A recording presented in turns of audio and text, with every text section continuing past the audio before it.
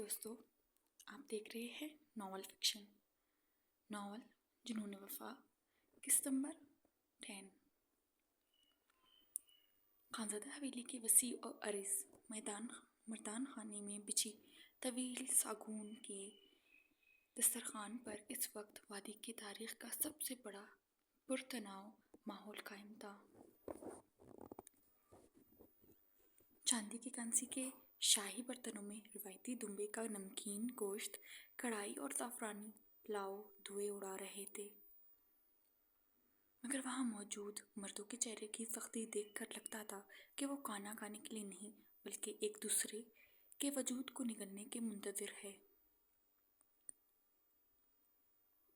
دسترخوان کے صدر پر داؤد خانزادہ اور ان کے بالکل سامنے رحیم خانزادہ برجمان تھے۔ داؤد خانزادہ کے دائیں جانب شہریار خانزادہ اور بائیں جانب عارس اور علی خانزادہ تھے، جبکہ رحیم خان کے ساتھ ارمان خان، ارحم خان اور زین بیٹھے تھے۔ وادی کے دیگر معززین اور جرگے کے تمام بڑے ملک بھی اس میز کا حصہ تھے، جو دونوں خاندانوں کے مابین کسی بھی محکومانہ تصادم کو روکنے کے لیے ایک ڈال بنے ہوئے تھے۔ کھانا شروع کیجیے، رحیم خان نے خانزادہ حویلی کی دہلیز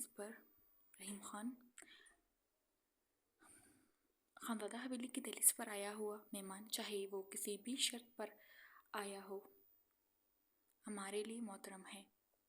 داؤد خانزادہ نے بھاری سنجیدہ آواز میں میزبان ہونے کا فرض نبھاتے ہوئے کہا۔ رحیم خان نے اپنے لبوں پر ایک سرد مسکراہٹ سجائی۔ انہوں نے اپنی لرزتے ہاتھ سے نوالا توڑا۔ مہمان نوازی کا شکریہ داؤد خانزادہ۔ ام خان ہے، جب اصول کی زنجیریں پیروں میں پڑ جائیں تو دشمن کے دسترخوان پر بھی زہر کا گھونٹ مسکرا کر پی لیتے ہیں۔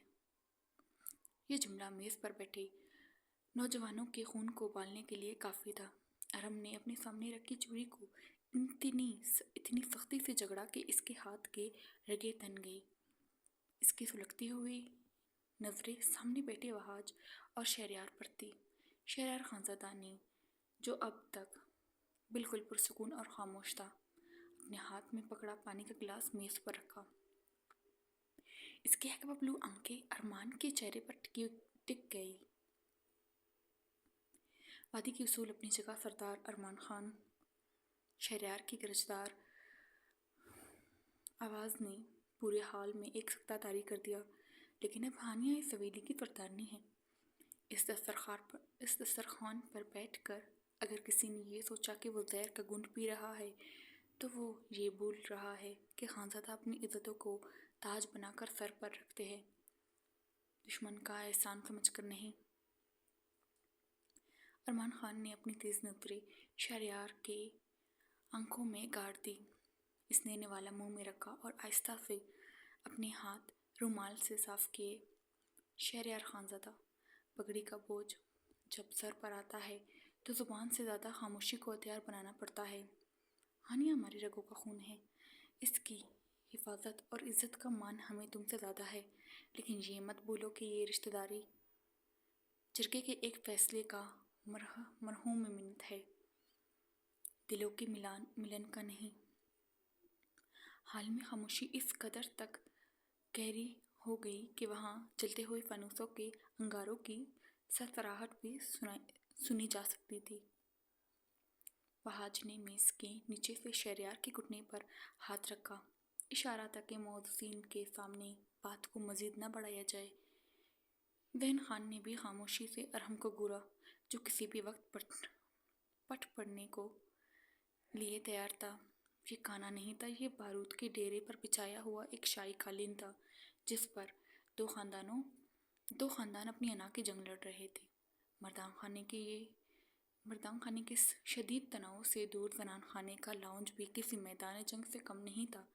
عائشہ بیگم اور ثریا بیگم صوفے پر بیٹھی تھیں، جب عائشہ بیگم اور رقیہ بیگم ان کی تواضع میں مصروف تھے۔ ہانیہ صوفے کے وسط میں سرخ جوڑے میں دلہن بنی بیٹھی تھی۔ اس کی نظریں جھکی ہوئی تھی اور اس کا دل مردان خانے میں ہونے والی ممکنہ تکرار کے خوف سے لرز رہا تھا۔ مشائم خان ہانیہ کے بالکل پاس صوفے کے ہینڈل پر بیٹھی تھی۔ اس کا ہلکا پستائی رنگ کا لباس اس کی متانت کو مزید ابار رہا تھا۔ اس نے خاموشی سے منت کی طرف دیکھا جو چاندی کی ٹرے میں مٹھائی کے لیے چمچ رکھ رہی تھی۔ منت نے جب مشائم کی گہری آنکھوں کو خود پر ٹکے دیکھا تو اس نے گہرے سے مسکرا کر سلام کیا۔ جیتی رہو، منت نے انتہائی دھیمی اور شیریں آواز میں جواب دیا۔ تم منت ہو نا؟ وہاج خاندادہ کی کزن۔ منت کے گالوں پر ایک ہلکی سی سرخی ابھر آئی۔ اس نے اسبات میں سر ہلایا۔ جی، آپ مشائم لالا؟ اوہ سوری، مشائم آپ ہی ہے نا؟ مشائم آپ ہی ہے؟ منت نے شرارت سے اپنی زبان دانتوں تلے دبائی کیونکہ اسے ہر ایک کو لالا کہنے کی عادت تھی اور وہاج نے اسے شاپنگ مال میں اس بات پر خاصا تنبیہ کی تھی۔ مشائم کے لبوں پر ایک خوبصورت مسکراہٹ آ گئی۔ تم بہت معصوم ہو منت، دعا ہے کہ تمہاری یہ معصومیت اس وادی کی نظروں سے محفوظ رہے۔ اسی لمحے ثریا بیگم کی تلخ آواز لاؤنج میں گونجی جس نے ماحول کی اس دھیمی مٹھاس کو زہر آلود کر دیا۔ عشا بیگم، ہم اپنی بیٹی تمہاری حویلی کی دہلیز پر چھوڑ دی ہے، لیکن یہ مت بھولنا کہ رحیم خان کی پوتی ہے۔ اگر اس حویلی میں اس کی آنکھ سے ایک بھی آنسو گرا تو خان اپنی بیٹیوں کی خاطر پورے وادی کو آگ لگانے کا حوصلہ رکھتے ہیں۔ رقیہ بیگم کے چہرے پر سختی آئی۔ وہ کچھ کہنے ہی والی تھی کہ عشا بیگم نے ان کا ہاتھ تھام لیا۔ انہوں نے انتہائی وقار سے ثریا بیگم کو دیکھا۔ ثریا بیگم، ہانیہ اب صرف آپ کی بیٹی نہیں، وہ شہریار خاندادہ کی بیوی ہے اور اس حویلی کی بڑی بہو۔ خاندادہ اپنے عورتوں پر آنچ بھی آنے نہیں دیتے۔ آپ کو اپنی بیٹی کی فکر کرنے کی ضرورت نہیں۔ اب اس کی حفاظت کی ذمہ داری میرے شیر کا ہے۔ ہانیہ نے بے اختیار اپنی مٹھیاں بھینچ لی۔ وہ جانتی تھی کہ یہ لفظی جنگ کل تک ایک خونی جنگ میں بدل سکتی ہے اگر ان دونوں خاندانوں کے مابین غلط فہمیاں دور نہ ہوئی۔ ولیمے کا شاہی کھانا اب ختم ہو چکا تھا اور مہمان واپسی کا سلسلہ شروع ہو چکا تھا۔ خان حویلی کے لوگ بھی شدید تناؤ کے بعد رخصت ہونے کو تیاری میں تھے۔ حویلی کے برآمدے اور لان میں اب دھیمی روشنیوں میں نہائی ہوئی تھی۔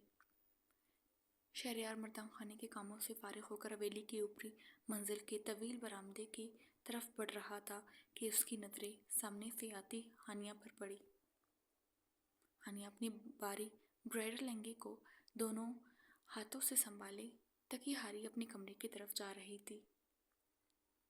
راہداری میں اس وقت کوئی تیسرا موجود نہیں تھا۔ صرف دیواروں پر لٹکی پرانے فانوسوں کا دھیما پیلا نور ان پر پڑ رہا تھا۔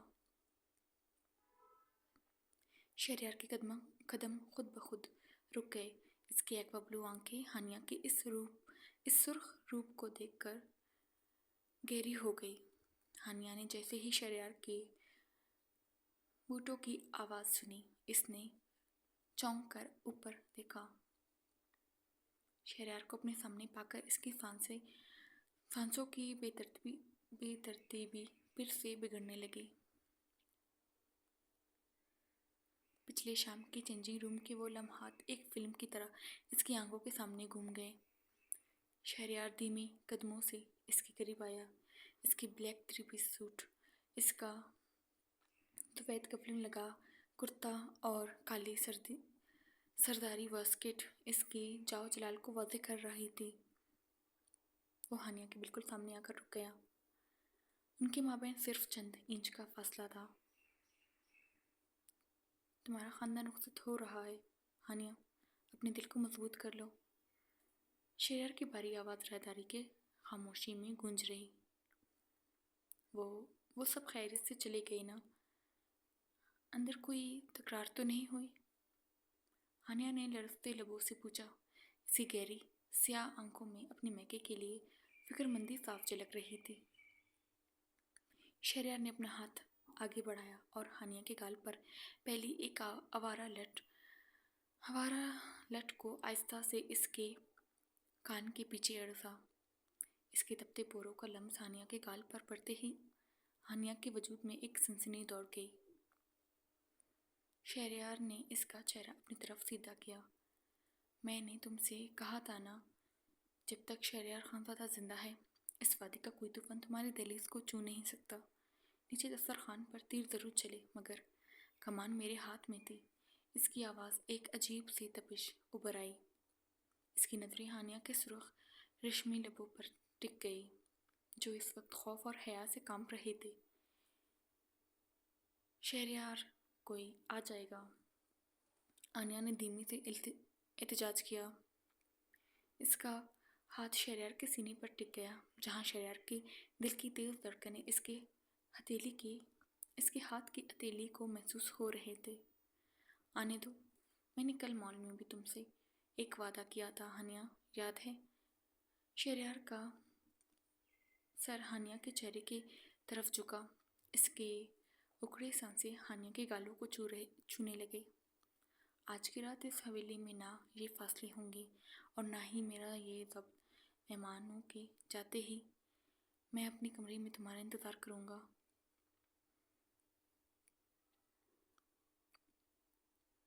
ہانیہ کا پورا وجود حیا کے مارے سرخ ہو گیا۔ اس نے شرم کے مارے اپنا چہرہ شہریار کے چوڑے سینے میں چھپا لیا۔ شہریار کے لبوں پر ایک دلکش مسکراہٹ آئی۔ اس نے ہانیہ کی پیشانی پر ایک گہرا کس کیا اور اسے اپنے وجود سے الگ کرتے نیچے کی طرف بڑھ گیا جبکہ ہانیہ اپنے دھڑکتے دل کو سنبھالتے ہوئے تیزی سے کمرے کی طرف بھاگ کھڑی ہوئی۔ ولیمے کی تقریب اب پوری طرح ختم ہو چکی تھی اور رات کے آخری پہر شروع ہو چکا تھا۔ حویلی کے تمام چراغیں بجھائے جا چکے تھے، صرف گارڈز کے پاؤں کی دمک باہر لان میں سنائی دے رہی تھی۔ وحج خانزادہ حویلی کے پچھلے حصے کے مردانہ خانے میں بیٹھا کچھ دستاویزیں دیکھ رہا تھا کہ اچانک اس کے فون پر ایک گمنام نمبر سے میسج ٹمٹمایا۔ وحاج نے ایبرو جھکا کر فون اٹھایا اور میسج کھولا۔ میسج پڑھتے ہی اس کی پوری آنکھیں حیرت اور جلال سے پھیل گئی اور اس کے ہاتھ سے قلم چھوٹ کر میز پر گرا۔ میسج پر لکھا تھا، خانزادہ حویلی کے جوان سردار مبارک ہو تمہیں یہ رشتہ داری، لیکن یاد رکھنا جس گولی نے سالوں پہلے تمہارے بھائی عباس خان کا سینہ چاک کیا تھا وہ گولی رحیم خان کی بندوق سے نہیں نکلی تھی۔ اصل شکاری ابھی زندہ ہے اور بہت جلد وہ اس حویلی میں کی خوشی کو ماتم میں بدلنے والا ہے، تیار رہو۔ وحج کا سانس رک گیا۔ اس نے فوراً اس نمبر پر کال ملائی مگر دوسری طرف سے نمبر بند جا رہا تھا۔ اس کے ماتھے پر پسینے کی نم بوندیں ابھر آئیں۔ سالوں پرانی دشمنی کا وہ پوشیدہ راز، وہ تیسرا دشمن جس کا کسی کو گمان بھی نہیں تھا، اب اپنی مہریں الانے لگا تھا۔ وحج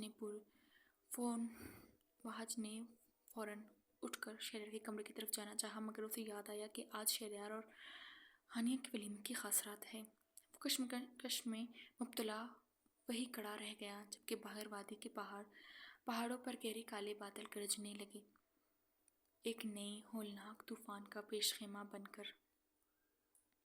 ولیمے کے کڑوے اور پرتناؤ دسترخوان سے فارغ ہو کر جب رحیم خان کا وفد واپس خان حویلی پہنچا تو رات کا پچھلا پہر اپنی تمام تر سردی اور سیاہی کے ساتھ حویلی کے فین پر اتر چکا تھا۔ مردان خانے میں پہنچتے ہی ارم نے غصے سے اپنی واسکٹ اتار کر صوفے پر پھینکی۔ اس کے چہرے پر ابھی تک خانزادہ حویلی میں ہونے والی لفظی جنگ کی تپش موجود تھی۔ میں نے پہلے ہی کہا تھا داجی، وہاں جانا ہمارے زخموں پر نمک چھڑکنے کے برابر تھا۔ آپ نے دیکھا نہیں اس شہریار خانزادہ کا غرور، وہ کس طرح ہماری بہن کا سودا کر کے اب ہمیں آنکھیں دکھا رہا تھا۔ ارم کی آواز مردان خانے کی خاموشی میں گونجی۔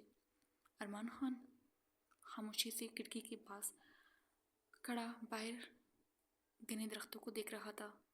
اس کا چہرہ بالکل سپاٹ تھا، مگر اس کی مٹھیاں ابھی بھی اس کے اندر کی طوفان کا پتہ دے رہی تھی۔ داجی دھیمی قدموں سے چلتے ہوئے اپنی مخصوص بڑے کرسی پر جا بیٹھے۔ انہوں نے کچھ دیر گہری خاموشی اپنے دونوں بیٹوں ارمان اور ارم کو دیکھا، اور پھر ان کی آواز میں ایک ایسی حکمانہ کاٹ ابھری جس نے ارحم کو بھی چپ ہونے پر مجبور کر دیا۔ ارحم خان، شور مچانے سے فیصلے نہیں بدل جاتے۔ خانزادوں نے اپنی چال چلی، تو اس کا جواب دینے کا وقت اب ہمارا ہے۔ داجی نے اپنے ہاتھ کی لاٹھی کو فرش پر مضبوطی سے مارا۔ انہوں نے اپنی حویلی کا رعب دکھایا ہے کیونکہ ہانیہ ان کے گھر چلی گئی ہے۔ وہ سمجھ رہے ہیں کہ جرگے کے فیصلے نے انہیں جیت دے دی ہے، لیکن یہ بھول رہے ہیں کہ رحیم خان ہار ماننے کے لیے مہریں نہیں چلاتا۔ ارمان خان نے دھیرے سے مڑ کر داجی کی طرف دیکھا۔ ان کی آنکھوں میں ایک سوال ابھرا۔ داجی، آپ کے ذہن میں کیا ہے؟ داجی کے لبوں پر ایک پراسرار مسکراہٹ ابھری۔ انہوں نے ارمان کی طرف دیکھا۔ ارمان خان، تم اس وادی کے موجودہ سردار ہو۔ خانزادہ ہماری امانت ہماری بیٹی ہانیہ کو اپنے گھر لے جا چکے ہیں۔ اب وقت آ چکا ہے کہ ہم خان حویلی کی امانت کو اس کے اصل گھر لے آئے۔ وقت آ گیا ہے کہ تم اپنی پگڑی کا وہ ادھورا فرض پورا کرو جس کا وعدہ سالوں پہلے جرگے کے بزرگوں کے سامنے کیا گیا تھا۔ مردان خانے میں ایک دم سکتہ چھا گیا۔ ارحم اور زین نے چونک کر داجی کو دیکھا۔ داجی، آپ کا مطلب نورے؟ ارحم کی بھاری آواز نے ایک انوکھا ارتعاش پیدا کیا۔ نورے کا نام سنتے ہی اس کے دل کی گہرائیوں میں سالوں سے دبا ہوا ایک احساس جاگ اٹھا۔ ہاں ارمان خان، اب خانزادہ حویلی کے لاڈلی نورے کو اس گھر کی حویلی کی بڑی سردارنی بن کر یہاں آنا ہوگا۔ خانزادوں نے اپنی امانت لے لی، اب ہماری باری ہے کہ ہم اپنی امانت خان حویلی میں لے کر آئے۔ وقت آ چکا ہے کہ تمہاری اور نورے کی شادی کا ڈول بجایا جائے، تاکہ وادی کو پتہ چلے کہ خان اپنی امانتیں وصول کرنا بھی جانتے ہیں اور دشمن کے غرور کو خاک میں ملانا بھی۔ کل ہی خانزادہ حویلی میں ہمارا پیغام پہنچانا چاہیے۔ داجی کا یہ حتمی فیصلہ خان حویلی کی در و دیواروں میں گونج گیا، جو آنے والے ایک اور بہت بڑے طوفان کا پتہ دے رہی تھی۔ دوسری طرف خانزادہ حویلی کے اسٹڈی روم میں وہاج خانزادہ ابھی تک اسی گمنام میسج کے زہر میں خوف میں جگڑا ہوا میز کے گرد چکر کاٹ رہا تھا۔ اس کا ذہن بری طرح الجھا ہوا تھا۔ عباس لالا کا قتل، وہ خونی زخم جس نے دونوں خاندانوں کو ہمیشہ کے لیے ایک دوسرے کا پیاسا بنا دیا تھا، اس کے پیچھے رحیم خان کا ہاتھ نہیں تھا۔ کس کا؟ کیسے ممکن تھا؟ وہاج نے ایک بار پھر اپنا فون اٹھایا اور اس میسج کو پڑھا۔ اس کی بری آنکھوں میں اس وقت ایک گہری سنجیدگی اور تشویش کا رنگ تھا۔ وہ جانتا تھا کہ اگر یہ سچ ہے تو اس کا مطلب ہے کہ کوئی تیسرا شکاری دباؤ بڑھا کر دونوں حویلیوں کو ایک دوسرے کے خون سے ہلاک کرنا چاہتا ہے، اور اس ولیمے کی خوشی واقعی بہت بڑی ماتم میں بدل سکتی ہے۔ شہریار بھائی کو ابھی نہیں بتا سکتا۔ آج ان کی اور ہانیہ بھابھی کی زندگی کی سب سے خاص رات ہے۔ میں ان کے سکون میں یہ زہر نہیں گھل سکتا۔ وہاج نے خود کلامی کرتے ہوئے گہرا سانس لیا۔ اس نے فوراً اپنی جیب سے ایک اور خفیہ فون نکالا اور شہریار کے ایک معتبر سیکیورٹی سورس اور ہیکر کا نمبر ملایا اور جو اس کے خاص رابطوں میں تھا۔ مبارک خان، مجھے ابھی اور اسی وقت ایک نمبر ٹریس کروانا ہے۔ یہ نمبر وادی کی حدود میں ہی ایکٹیو ہوا تھا اور اب بند ہے۔ مجھے اس نمبر، اس کی آخری لوکیشن اور اس کا IMEI نمبر اور یہ سم کس کے نام رجسٹرڈ ہے، ہر ایک تفصیل صبح سورج نکلنے سے پہلے میرے میز پر چاہیے۔ وہاج نے انتہائی دھیمے مگر سخت لہجے میں حکم دیا۔ دوسری طرف سے تائید ملتے ہی اس نے فون بند کر دیا۔ اس کے ماتھے پر ابھرا پسینہ اب خشک ہو رہا تھا، مگر اس کے دل کا طوفان بڑھ رہا تھا۔ اس نے کھڑکی سے باہر دیکھا جہاں رات کا اندھیرا مزید گہرا ہو چکا تھا اور بادل کی گڑگڑاہٹ تیز ہوتی جا رہی تھی۔ کون ہے وہ جو ہمارے پشت پر بیٹھ کر وار کر رہا ہے؟ میں تمہیں ڈھونڈ نکالوں گا۔ وہاج نے مٹھیاں بھینج کر عزم کیا۔ رات کے 3 بج رہے تھے۔ خان حویلی اب ایک پراسرار اور گہری خاموشی طاری ہو چکی تھی۔ تمام مہمان رخصت ہو چکے تھے اور گھر کے تمام چراغ گل کر دیے گئے تھے، سوائے شہریار خانزادہ کی اوپری منزل کے اس کمرے کے جہاں سے مدھم زرد روشنی باہر راہداری پر پڑ رہی تھی۔ وہاج اپنے اسٹڈی روم سے نکل کر دھیمے قدموں سے اپنے کمرے کی طرف جا رہا تھا کہ اس کی نظریں شہریار کے بند دروازے پر پڑی۔ اس نے دل ہی دل میں اپنے بھائی کے لیے دعا کی، مگر اس کے ذہن میں تاجی اور ارمان خان کا وہ چہرہ بھی گم گیا جو دسترخوان پر کمال ضبط کا مظاہرہ کر رہے تھے۔ وہ نہیں جانتا تھا کہ چند ہی گھنٹوں بعد خان حویلی سے ارمان اور نورے کی شادی کا جو پیغام آنے والا ہے وہ اس حویلی کی بنیادوں کو ہلا کر رکھ دے گا۔ مگر کمرے کے اندر ہانیہ سرخ برائڈل جوڑے میں ملبوس آئینے کے سامنے بیٹھی اپنی جویلری اتارنے کی کوشش کر رہی تھی، مگر اس کے ہاتھ کپ کپا رہے تھے۔ اسے باہر برآمدے میں شہریار کا وہ جملہ یاد آ رہا تھا، آج کی رات اس حویلی میں نہ فاصلے ہوں گے اور نہ ہی میرا ضبط۔ اس کا دل کسی چڑیا کی طرح پسلیوں سے ٹکرا رہا تھا۔ وہ نہیں جانتی تھی کہ اگلی صبح اس کے میکے سے آنے والا فیصلہ اس کی زندگی میں کیا نیا موڑ لائے گا، مگر اس وقت وہ صرف شہریار خانزادہ کی سردارنی تھی جو اپنی زندگی کے سب سے خوبصورت اور سحر انگیز موڑ کے دہانے پر کھڑی اپنے مجازی خدا کے قدموں کی چاپ سن رہی تھی۔ تو دوستو، آج کی قسط یہی اختتام پذیر ہوتی ہے۔ ویڈیو پسند آئی تو چینل کو لائک اور سبسکرائب کرنا مت بھولیے گا اور کامنٹس میں اپنا رائے کا اظہار ضرور کیجیے گا۔ اللہ حافظ۔